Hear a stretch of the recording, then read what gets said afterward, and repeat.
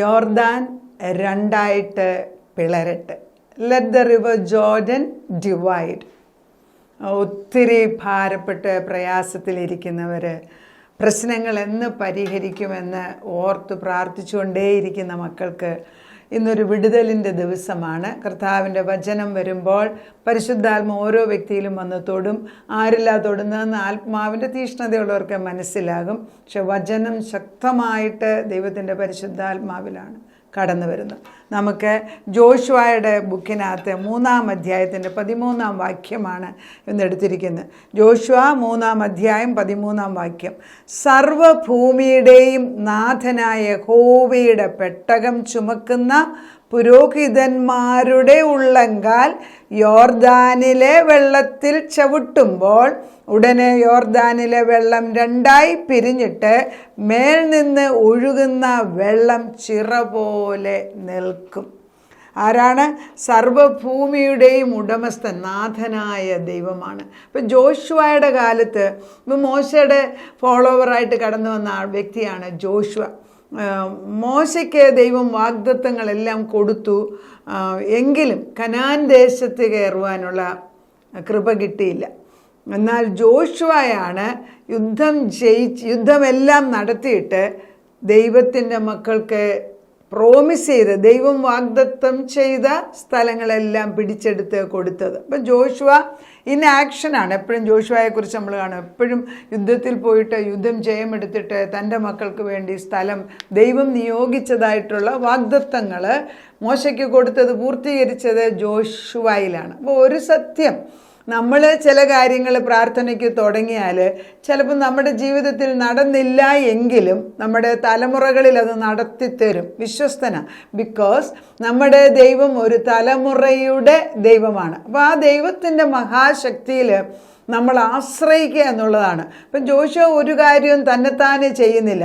ഈ ജോഷുവയുടെ കാര്യം പറയുമ്പം എനിക്കൊരു പ്രത്യേക സ്നേഹം ജോഷുവയോടുണ്ട്. കാരണം മോശ എപ്പോഴെല്ലാം ദൈവത്തെ കാണാൻ ആഗ്രഹിച്ചുവോ ആ സമയത്തെല്ലാം ഈ ജോഷുവ ഒരു നിഴല് പോലെ മോശയുടെ പുറകിൽ നിന്നിരുന്നു. അത് ചില ഭാഗങ്ങളിൽ മാത്രമേ വേദപുസ്തകത്തിൽ എഴുതിയിട്ടുള്ളൂ.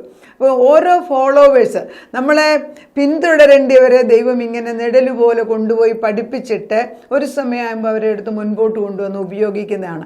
അങ്ങനെ തന്നെയാണ് നമ്മുടെ ജീവിതത്തിലും. വിശ്വാസ ജീവിതത്തിൽ നമ്മൾ ദൈവത്തിന് വേണ്ടി എത്ര തീഷ്ണത കാണിക്കുന്നു, അതായത് നമ്മുടെ ഭവനങ്ങളിൽ, നമ്മുടെ സ്വന്തം ജീവിതത്തിൽ, ദൈവവുമായിട്ടുള്ള ബന്ധത്തിൽ നമ്മൾ എത്രമാത്രം തീഷ്ണത കാണിക്കുന്നുവോ അത്രമാത്രമേ ദൈവത്തിന് നമ്മളെ എടുത്ത് ഉപയോഗിക്കാനൊക്കത്തുള്ളൂ. അപ്പം നമ്മൾ ആദ്യം പ്രാർത്ഥിക്കേണ്ട ഒരു കാര്യം, ദൈവം എനിക്ക് നിന്നെ സ്നേഹിക്കുവാനും നിനക്ക് വേണ്ടി മഹത്വം തരാനും നിനക്ക് വേണ്ടി ജീവിക്കുവാനും ഉള്ള ഒരു പ്രത്യേക കൃപ ഇട്ടു തരണമെന്ന്. ദൈവത്തെ സ്നേഹിക്കുക എന്നത് സാധ്യമല്ല മനുഷ്യന്. പക്ഷെ നമ്മൾക്ക് ദൈവത്തോട് പ്രാർത്ഥിക്കാം, നിൻ്റെ സ്നേഹം എൻ്റെ മേലിട്ട് തന്നാൽ ആ സ്നേഹം വെച്ച് തിരിച്ച് സ്നേഹിക്കാൻ തുടങ്ങുമ്പോൾ നമ്മൾ വ്യത്യാസം വിടും. അതാണ് എൻ്റെ ജീവിതത്തിൽ വലിയൊരു വ്യത്യാസം വന്നത്. അധിക പഠിത്തവും കഴിവും പ്രാപ്തിയും എല്ലാം ദൈവം തന്നെങ്കിലും എല്ലാം തന്നെ ചെയ്ത ഒരു കാലത്ത് ഒന്നും നടന്നിട്ടില്ല. നടക്കും, പക്ഷെ അവസാനം അത് ശരിയാകത്തില്ല. എന്നാൽ ഐ സ്റ്റാർട്ടഡ് സറണ്ടറിങ്. എല്ലാം ദൈവത്തിനെ തിരിച്ചേൽപ്പിച്ചിട്ട് ദൈവമേ യു സ്റ്റാർട്ട് ഡൂയിങ് ഇറ്റ്, അവിടുന്ന് ചെയ്യേ എന്ന് പറഞ്ഞു കഴിഞ്ഞപ്പോൾ കാര്യങ്ങൾക്ക് വ്യത്യാസം വരും. അസാധ്യമെന്ന കാര്യങ്ങൾ നിഷ്പ്രയാസം ചെയ്ത് തീർക്കാൻ കഴിവുള്ള ഒരു ദൈവമാണ് നമ്മുടെ മുമ്പിൽ വന്നിരിക്കുന്നത്. അപ്പം ജോഷുവയുടെ വാഗ്ദത്തങ്ങൾ കൊടുത്തത് എങ്ങനെയാണ് പ്രാപിച്ചതെന്ന് നമുക്കൊന്ന് നോക്കാം. 3-ാം അധ്യായത്തിൻ്റെ 9 വരെയുള്ള 9 തൊട്ടുള്ള വാക്യങ്ങളിൽ ചിലത് വായിക്കുകയാണ്. ജോഷുവ ഇസ്രായേൽ മക്കളോട്, ഇവിടെ വന്ന് നിങ്ങളുടെ ദൈവമായ യഹോവയുടെ വചനം കേൾപ്പീൻ. ആദ്യമേ ദൈവത്തിൻ്റെ വചനം കേൾക്കാനുള്ള ചെവി വരണം. ജോഷുവ പറയാണ്, ജീവനുള്ള ദൈവം നിങ്ങളുടെ ഇടയിലുണ്ട്. എന്താണ് ജീവനുള്ള ദൈവം നമ്മുടെ ഇടയിലുണ്ടെന്ന് കാണിക്കുമ്പോൾ കർത്താവ് അടുത്ത വാക്യത്തിൽ പറയുന്നത്, നിങ്ങളുടെ മുമ്പിൽ നിൽക്കുന്ന കനാന്യർ, ഹിത്യർ, ഹിവ്യർ, പെരിസ്യർ, ഗിർഗസ്യർ, അമോര്യർ, എബൂസ്യർ എന്നിവരെ നീക്കിക്കളയുമെന്നും നിങ്ങൾ ഇതിനാലറിയും. ഇതാ സർവഭൂമിക്കും നാഥനായവൻ്റെ നിയമപെട്ടകം നിങ്ങൾക്ക് മുൻപാകെ യോർദാനിലേക്ക് കടക്കുന്നു. അപ്പോൾ നിയമപ്പെട്ടകം 7 ശത്രുക്കളെ ഒരുപോലെ നശിപ്പിക്കാനായിട്ട്. നമുക്ക് ഒരു വ്യക്തി നമുക്ക് ഉപദ്രവം വന്നാൽ നമുക്ക് ഭയമാണ്. എന്നാൽ ഇവിടെ 7 ശത്രുക്കൾ, 7 സൈന്യങ്ങളെ, ജാതികളെ മാറ്റിയിട്ട് ദൈവം പറയാണ്, ഞാനാണ് നിങ്ങൾക്ക് വേണ്ടി സ്ഥലമൊരുക്കാൻ പോകുന്നത്. എങ്ങനെയാണ് ഒരു പഴയ നിയമത്തിൽ തൻ്റെ പെട്ടകമാണ്, അതാണ് പറയുന്നത് എൻ്റെ നിയമ പെട്ടകം. ദൈവത്തിന് നിയമങ്ങളുണ്ട്. ദൈവം ഇമോഷൻസിന് അല്ലെങ്കിൽ നമ്മുടെ വികാരത്തിലെ വിചാരങ്ങളിലല്ല ഓപ്പറേറ്റ് ചെയ്യുന്നത്.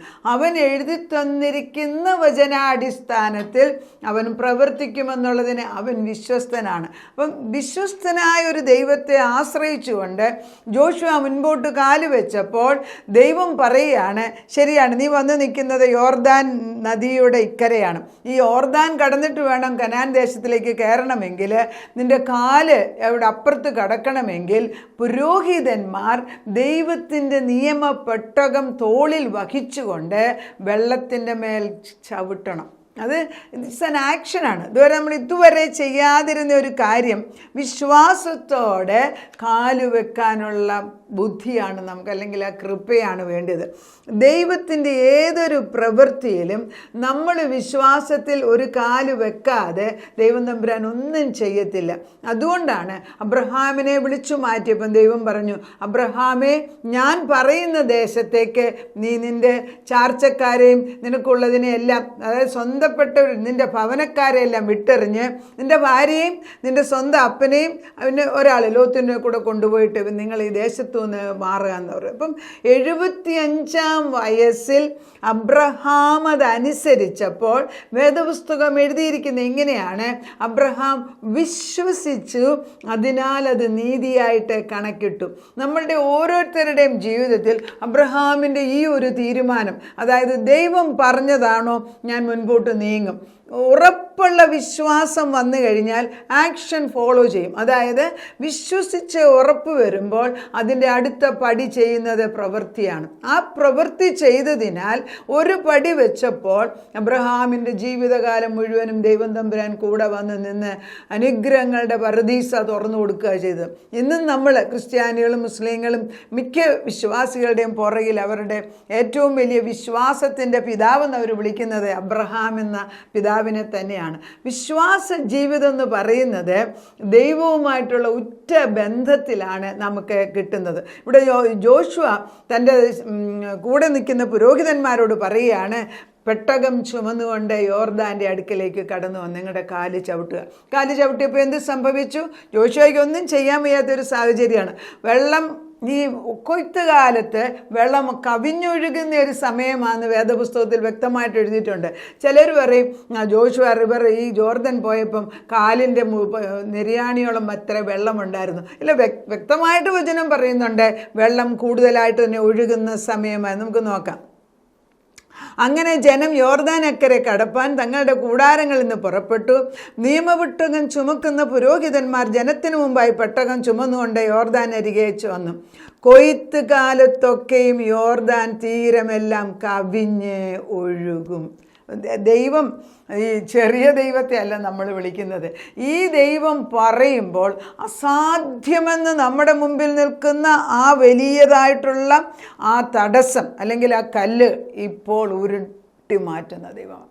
ഞാൻ ഈ വചനം വായിച്ചുകൊണ്ടിരുന്നപ്പോൾ എൻ്റെ മനസ്സിൽ പോയൊരു ചിന്ത, ലാസറസ് മരിച്ചു കഴിഞ്ഞ് 4-ാം ദിവസം, ലാസറസ് മരിച്ചു കഴിഞ്ഞിട്ട് 4-ാം ദിവസം ആയപ്പോഴത്തേക്ക് നാറ്റം വെച്ച് തുടങ്ങി എന്നാണ് വേദപുസ്തകത്തിൽ എഴുതിയിരിക്കുന്നത്. ആ അവസ്ഥയിൽ ക്രിസ്തു കടന്നു വന്നിട്ട് ക്രിസ്തു പ്രാർത്ഥിക്കുകയൊന്നും ചെയ്യുന്നില്ല, അവരുടെ മുമ്പിൽ പ്രാർത്ഥനയൊന്നും നടത്തുന്നില്ല.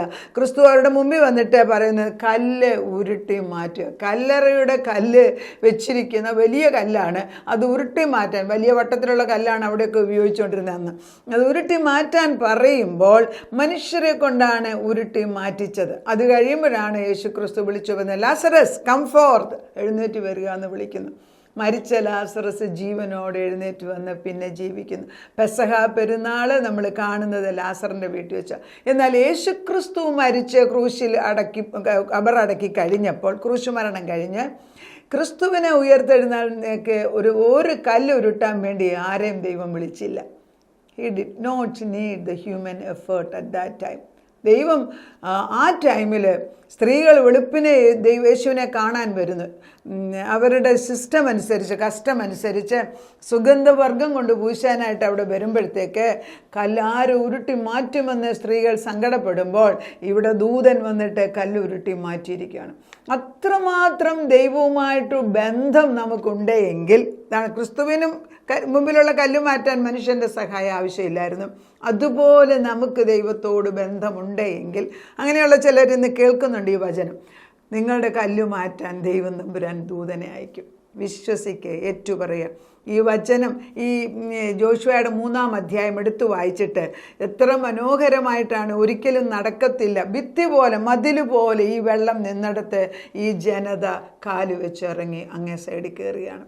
അത് കഴിഞ്ഞിട്ടാണ് ജെറിഹോ പട്ടണത്തിൻ്റെ മതിൽ ഇടിഞ്ഞു വീഴുന്നതും പിന്നെ ദൈവം തമ്പുരാൻ നിയോഗിച്ചതല്ലേ കൊടുത്തതായ വാഗ്ദത്ത കനാൻ ദേശങ്ങൾ ദൈവം തമ്പുരാൻ്റെ ഉത്തരവനുസരിച്ച് ജോഷുവ തൻ്റെ ജനത്തിന് ഡിവൈഡ് ചെയ്ത്, സ്പോയിൽസ് എന്ന് പറയും, അതെല്ലാം യുദ്ധം ചെയ്ത് ജയമെടുത്ത് തൻ്റെ ജനതയ്ക്ക് കൊടുക്കുക ചെയ്ത്.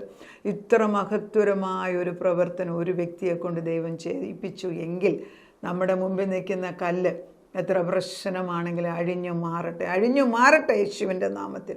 അത് അഴിഞ്ഞു മാറിക്കൊണ്ടിരിക്കുന്നു. വിശ്വസിച്ച് ഏറ്റു പറയുക. ഇതേ വചനം, ഈ വചനം ജോഷുവയുടെ 3-ാം അധ്യായം പല പ്രാവശ്യം എടുത്ത് വായിച്ചിട്ട് വിശ്വാസം വർദ്ധിപ്പിക്കുക. ദൈവം പ്രവർത്തിക്കും. അസാധ്യ കാര്യങ്ങൾ ചെയ്യുന്ന ദൈവത്തിൻ്റെ കൈ, വേദപുസ്തകത്തിൽ ഒരു ഭാഗത്ത് എഴുതുന്നു, അവൻ തൻ്റെ കൈകളെ നഗ്നമാക്കി കാണിച്ചു എന്ന്. That means he revealed himself. അവനെ തന്നെ കാണിച്ചു തരുന്ന ദിവസങ്ങളാണ് ഈ അടുത്ത ദിവസങ്ങളിൽ വരുന്ന വചനങ്ങളെല്ലാം. അതിശയങ്ങൾ ചെയ്യുന്ന ഒരു സമയമായിട്ട് പരിശുദ്ധാത്മാവ് ഡിക്ലെയർ ചെയ്യുന്നു. അങ്ങനെ തന്നെ സംഭവിക്കട്ടെ.